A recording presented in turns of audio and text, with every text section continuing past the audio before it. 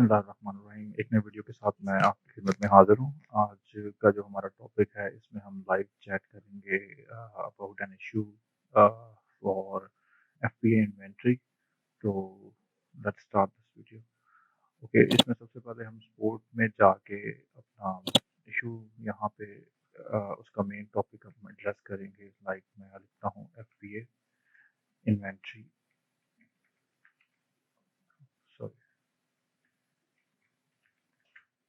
तो यहाँ पे मैं कंटिन्यू करता हूँ तो वो हमें एक पॉसिबल सोल्यूशन उसके बता देता है कि आपका केस किस कैटेगरी में फॉल करता है।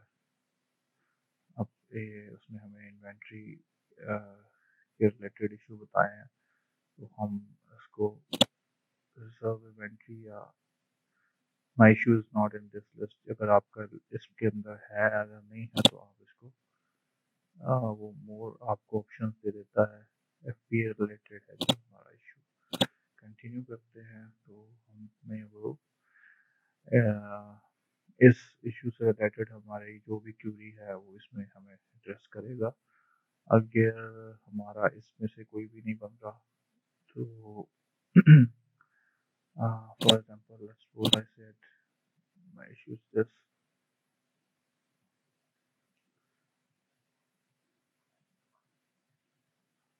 ओके, अगर आपका इस सारी कैटेगरी में आपको इशू नहीं आ रहा तो आप यहाँ पे ब्राउज करें और इन्वेंट्री का इशू है फुलफिल बाय अमेज़न में ही आएगा, और यहाँ पे अदर इशू में जाके आप अपना इसको राइट कैटेगरी को सिलेक्ट करना इसलिए ज़रूरी है कि अगर आप राइट कैटेगरी सिलेक्ट नहीं करते, फॉर एग्जांपल मेरा FBA का इशू है जिसके अंदर मुझे अपनी FBA की इन्वेंट्री लेवल को इंक्रीज करना है, ठीक है। तो इसके लिए मैं अगर मैं राइट कैटेगरी चूज़ नहीं करूँगा तो मैं केस अगर मैं फाइल कर रहा हूँ, अगर मैं कोई यहाँ पे अपना केस लॉग होता है, जैसे आपको पता है यहाँ पे केस लॉग है, सारे यहाँ पे केसेस वगैरह, यहाँ पे मैं केस फाइल कर देता हूँ तो वो बाद में हमें कहता है कि हम आपका इशू, अगर हम रॉन्ग कैटेगरी में वो केस को एड्रेस कर देते हैं तो वो आपके इशू को फॉरवर्ड कर देता है, फिर आपको वेट करना पड़ता है। इसी चीज़ से बचने के लिए आज लाइव चैट के ऊपर हम अपना इशू डिस्कस करेंगे और देखेंगे मेरा इशू इस वक्त अपना FBA की इन्वेंट्री को, उसके लेवल को इंक्रीज करवाना है या उसकी FBA की इन्वेंट्री मैं क्या सेंड कर सकता हूँ। मेरी इस वक्त क्वांटिटी वॉल्यूम जो है इस वक्त कम है, और जो नेक्स्ट वॉल्यूम है वो मेरा ये मैं पूछना चाह रहा हूँ कि कब स्टार्ट होगा, जो कि टू ये मैं केस सारा एड्रेस करता हूँ, आपको समझ आ जाएगा यहाँ पे। तो यहाँ पे आप फ़ोन कॉल भी कर सकते हैं, यहाँ पे आप ईमेल भी कर सकते हैं। तो बेसिकली मैं चैट के ऑप्शन में जाऊँगा यहाँ पे, और यहाँ पे मैंने ऑलरेडी अपना केस लिखा हुआ है। मैंने यहाँ मेंशन किया हुआ please check my storage volume and please let me know let me know when next storage volume period of 299, ठीक है, ये this will be start। and secondly can I send my inventory more than my current volume। ये मेरा इस वक्त जो मेरी inventory है 130 क्यूबिक फीट है अमेजोन के वेयर हाउस में। मेरा इस वक्त करंट जो स्टोरेज वॉल्यूम है वो ये है इस वक्त 156, और नेक्स्ट पीरियड मैं पूछना ये चाह रहा हूँ उससे कि मेरा नेक्स्ट पीरियड कब स्टार्ट होगा, और क्या मैं इस स्टोरेज वॉल्यूम में थोड़ी सी ज़्यादा इन्वेंट्री, अगर फॉर एग्जांपल मेरी इन्वेंट्री टोटल इसमें 26 क्यूबिक फीट बनती है, क्या मैं इसमें कोई 40 क्यूबिक फीट या 30 क्यूबिक फीट सेंड कर सकता हूँ, 26 मेरी बनती है। तो ये मेरा क्वेश्चन है, तो मैं ये चैट के ज़रिए अब इनसे पूछूंगा कि क्या इसमें अब रेलेवेंट, मुझे उसने सारे इसके लिंक्स वगैरह सेंड कर दिए हैं, ठीक है। तो इसमें हम चैट के ऊपर जाते हैं, मैं यहाँ पे एड्रेस भी कर देता हूँ।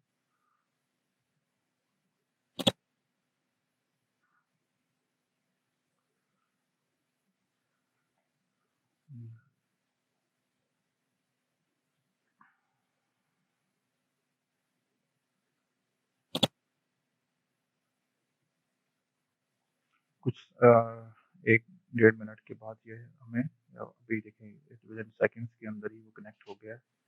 वैसे इसका 1 मिनट का टाइम होता है ओवरऑल, 1 से 1.5 मिनट का। You are connected.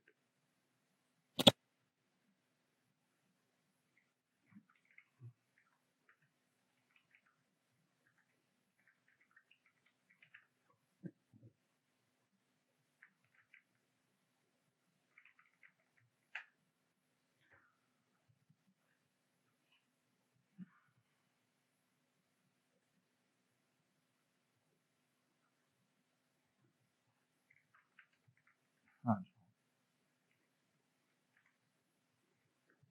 ओके।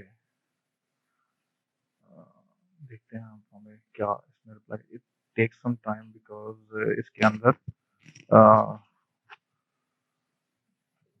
मुख्तलिफ केसेस को वो इस वक़्त देख रहा होता है, तो इट कैन बी पॉसिबल कि वो थोड़ा-सा टाइम ज़्यादा ले सकता है।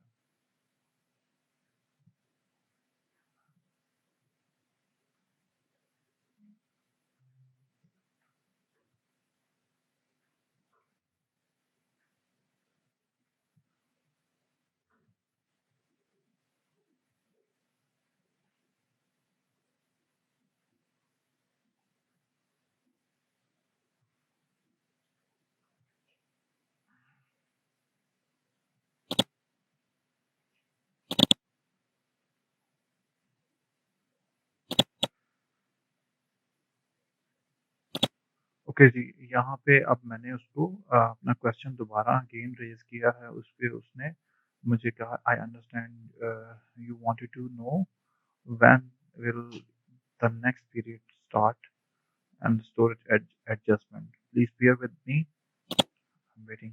मैं उसको यहाँ पे वेटिंग,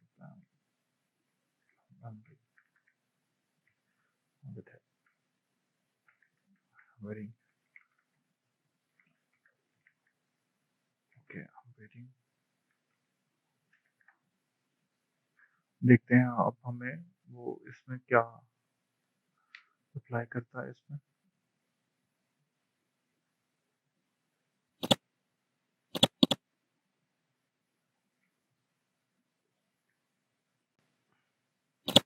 ओके जी, ओके जी, मुझे उसने जवाब दे दिया है पहले ही मेरे क्वेश्चन का कि ये जुलाई में स्टार्ट होगा, ठीक है ना। उसने बताया कि आपकी जो रीसेंट सेल होती है वॉल्यूम और सीजनल सेल्स का वॉल्यूम, उनको मिक्स करके आपके क्वार्टरली आपको वो आपका पीरियड का बताता है। वो या when setting limits for upcoming quarter, ठीक है। तो अब क्योंकि मैं अभी जून 30 है मेरा, इस वक्त सेकंड क्वार्टर खत्म हो रहा है, तो थर्ड क्वार्टर के लिए ये मेरा सेट करेगा, ठीक है ना, कि मेरा स्टोरेज वॉल्यूम क्या होगा। Okay, noted. But my second second question question is can my current volume is 156, can I send can I send more quantity?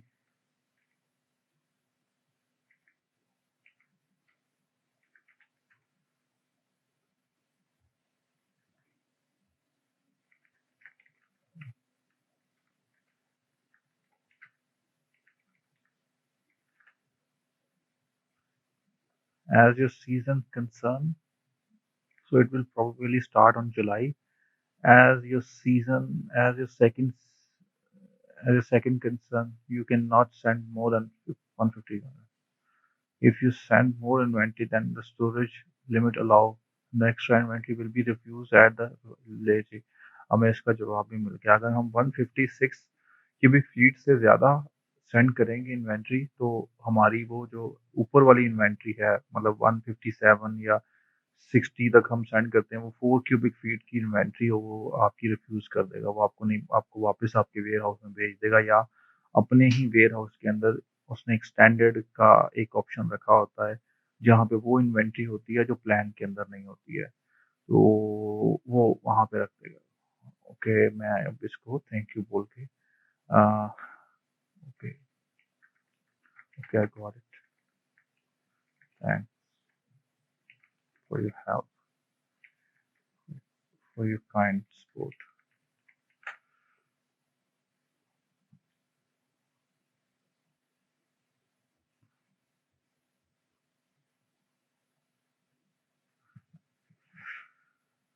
चलें जी, इस वक़्त हमारा केस रिज़ॉल्व हो गया, जो हमने चाहा था पूछना, हमें वो आंसर मिल गया है।